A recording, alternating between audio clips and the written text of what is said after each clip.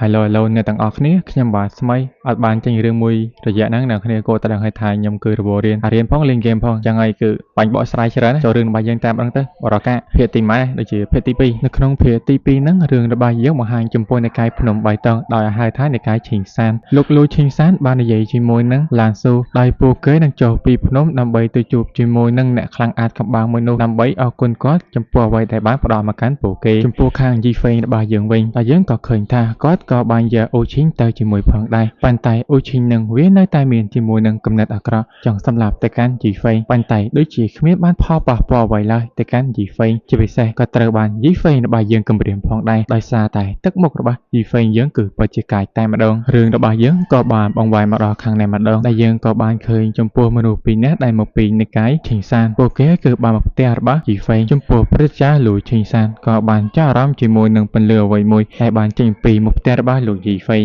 ឡានស៊ូក៏បានស្រែកប្រាប់ថាខ្លួនមកពីខាងណាហើយក៏ត្រូវបានលោកលួយឈីងសានមកហាមឃាត់ពួកយើងគួរតែលាក់បាំងសិនទៅព្រោះថាគាត់គឺជាមនុស្សដែលអស្ចារ្យអញ្ចឹងហើយគាត់ជាមនុស្សដែលដាក់ខ្លួនអញ្ចឹងពួកគេមានតែកុហកថាជាមនុស្សធម្មតាពួកគេក៏បានចូលមកដល់ខាងក្នុងស្រាប់តែពួកគេក៏បានឃើញជាមួយនឹងស្រមោលពន្លឺពណ៌មាសដែលកំពុងតែដើរហើយនោះត្រូវបានគេឲ្យឈ្មោះថាឡោហានពួកគេទាំងពីរនាក់គ្រាន់តែឃើញថានោះគឺជាព្រះលោហានហើយពួកគេក៏មានការភ័យខ្លាចតែម្ដងខ្លាចថាត្រូវបានធ្វើបាបទៅដោយព្រះលោហានទាំងអស់នោះប៉ុន្តែអ្វីដែលគួរឲ្យភ្ញាក់ផ្អើលនោះលោហានទាំងអស់នោះបែរជាទៅសម្ដែងឲ្យទៅកាន់ពួកគេទាំងពីរនាក់នេះមើលព្រោះថាការសម្ដែងនឹងពិតជាកប្លុកកប្លែងតែម្ដងបើសិនជាអ្នកដែលចង់ដឹងថាវាកប្លុកកប្លែងមិនទៅមើលខ្លួនឯងទៅខ្ញុំអត់អាចដាក់វីដេអូពេញបាននោះទេចឹងហើយសង្ឃឹមថាអ្នកគ្នាពិតជាយកអំពីការនិយាយរបស់ខ្ញុំទៅចោះប៉ុន្តែមានអីត្រង់ហ្នឹងក៏វារឿងសើចកប្លែងបន្តិចបន្តួចផងដែរនិយាយទៅពិតជាអូយ30ប៉ែហ្មងកំពុងតែសម័យសុកហ្នឹងស្រាប់តែមានទឹកអ្វីទេក៏បានជះមកលើក្បាលលោកលួយឈីងសានតែម្ដង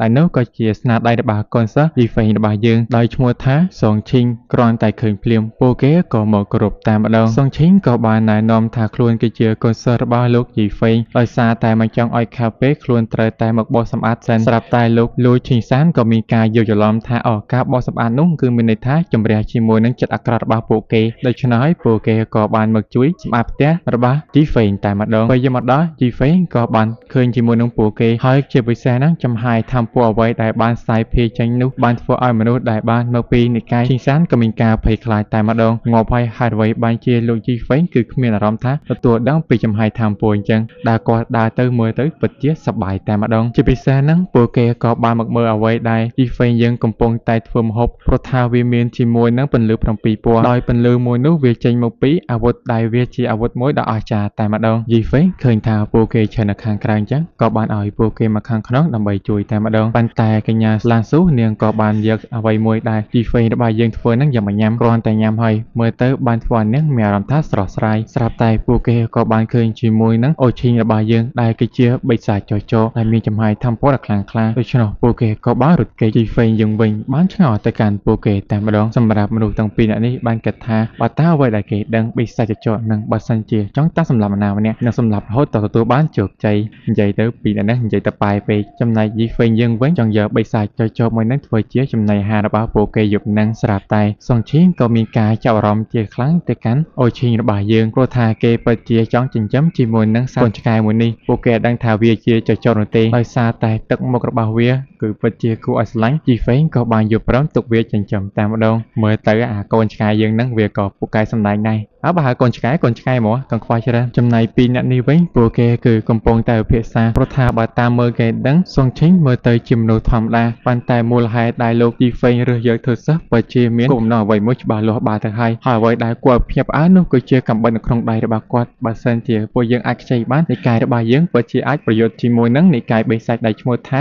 សុងមូឬដូច្នោះហើយកញ្ញាឡានស៊ូក៏បានមកខ្ចីជាមួយនឹងអាវុធមួយនេះតែម្ដងអំពីយីហ្វេងលួយឈីងសានគ្រាន់តែឃើញដូច្នោះហើយក៏ចង់មកសុំទោសប៉ុន្តែខុសពីការកើតយីហ្វេងក៏បានឲ្យខ្ចីទៅកាន់កាំបិតមួយនេះតែម្ដងនេះក៏បានធ្វើឲ្យចំពោះលោកឈីងសាននឹងមានការរំភើបអរជាខ្លាំងផងដែរចំពោះអ្វីដែលលោកយីហ្វេងឲ្យច្បាស់ថាខ្លួនពិតជាសងគុណនិងមិនភ្លេចគុណអំណាចមួយនេះនោះទេនេះបានធ្វើឲ្យយីហ្វេងយើងគិតថាចំអាពីនេះជក់ថ្នាក់ប្អូនច្រើនពេកទេដឹងសាច់រឿងក៏បានបង្ហាញចំពោះនៃកាយឈីងសានតែម្ដងក៏បាន បានលើអំពីសម្លេងដែលគេក៏ហៅជាមួយនឹងសិស្សសំខាន់ឬក៏ជាព្រឹទ្ធាចារ្យសំខាន់នៅក្នុងនិកាយឈិងសានដោយពួកគេក៏ចង់បង្ហាញអំពីអ្វីមួយដែលទើបតែទទួលបានលោកឈិងសានក៏បានប្រាប់អំពីការដាក់ភ្នាល់រយៈពេល10ឆ្នាំមុនបើសិនជាគាត់អាចឈានទៅដល់កម្រិតស្ដេចក្បាច់គុណឬក៏ស្ដេចប្រយុទ្ធពួកគេពិតជាអាចទៅប្រយុទ្ធជាមួយនឹងនិកាយសង្មូបានប៉ុន្តែខ្លួនដឹងថារយៈពេល10ឆ្នាំនេះមើលទៅអបៈនឹងវាក៏មិនអន់ផងដែរប៉ុន្តែខ្ញុំក៏ទទួលបានជាមួយនឹងសំណាងដែលអាចឲ្យលោកម្ចាស់ម្នាក់គាត់ឲ្យខ្ញុំខ្ចីជាមួយអាវុធដ៏អស្ចារ្យ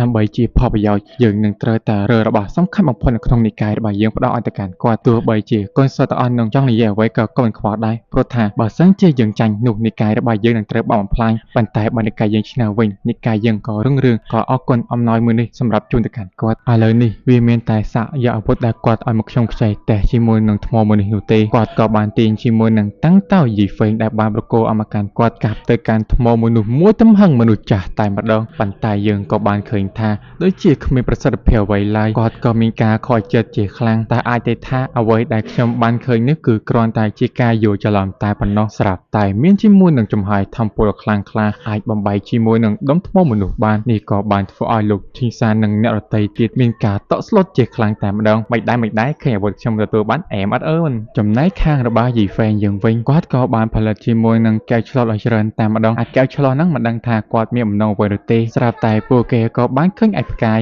ដែលសម្រាប់ចោយើងហ្នឹងគឺជាអូឈីងដឹងថានោះមិនមែនជាឯកផ្កាយទេប៉ុន្តែគឺជាអំណាចនៃធម្មពលខាងវិញ្ញាណប៉ុន្តែមើលទៅអាពីរអ្នកនេះបែរជាគិតថាឯកផ្កាយអង្គុយបងសួងតែម្ដងឥឡូវនេះដល់ពេលចំពោះការយុទ្ធវាងនិកាយឈីងសានជាមួយនឹងនិកាយយ៉ងមូចំពោះមនុស្សដែលនៅក្នុងនិកាយឈីងសានពួកគេក៏បាននិយាយអំពីប្រជាជននៅទីនេះហាបីជាមិនដឹងគុណចំពោះនិកាយឈីងសានរបស់ពួកគេដែលបានសន្យា10ឆ្នាំហើយក៏ជួយពួកគេជាច្រើនតែម្ដងប៉ុន្តែពួកគេបែរជាយករឿងនេះមកជាការដាក់ភ្នាល់យ៉ាងណាក៏ដោយកញ្ញាម្នាក់នៅទីនោះដែលជាព្រឹទ្ធាចារ្យប្រាប់ថាហើយមនុស្សលោករបស់យើងគឺសុទ្ធតែមានការលុបលន់ចឹងហើយយើងក៏មិនអាចនិយាយបានអ្វីផងដែរបង្ហាញចំពោះខាងយីហ្វេងយើងវិញគាត់កំពុងតែផ្សព្វផ្សាយអំពីកែវឆ្លុះរបស់គាត់ដែលអាចមើលចំពោះការយុទ្ធគ្នារវាងអ្នកខ្លាំងបានលើដូច្នោះហើយអ្នកដែលចង់ដឹងរឿងគេហ្នឹងក៏ចាប់ផ្ដើមឡងពតមកទិញតែម្ដងឥឡូវនេះក៏បានមកដល់ចំពោះកន្លែងប្រយុទ្ធតែម្ដងយើងក៏បានម្នាក់ខាងនិកាយឈីងសាម្នាក់ទៀតខាងនិកាយយ៉ងមូឥឡូវនេះអ្នកខ្លាំងទូអ្នកខ្លាំងគឺបានចេញមុខបាទទៅហើយត្រង់នឹងពួកគេក៏បាននិយាយដូចគ្នាបន្តិចបន្តួចផងដែរមិនចង់ឲ្យខាតពេលច្រើនពួកគេក៏ចាប់ផ្ដើមសាឡបងជាមួយនឹងគ្នា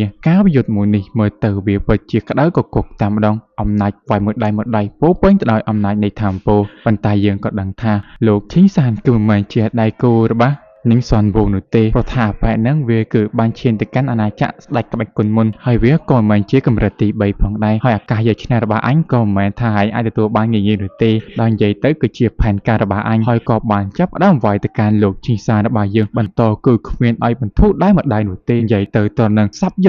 កដោយស្គៀបាដាំងអញ្ចឹងដោយបានធ្វើឲ្យលោកឈីសារឹងរបួសជាខ្លាំងគាត់ក៏បានគិតនៅក្នុងចិត្តមើលទៅអញគួរតែប្រើជាមួយនឹងកំបិតតែលោកយីហ្វេងប្រគល់មកឲ្យអញហើយមែនទេ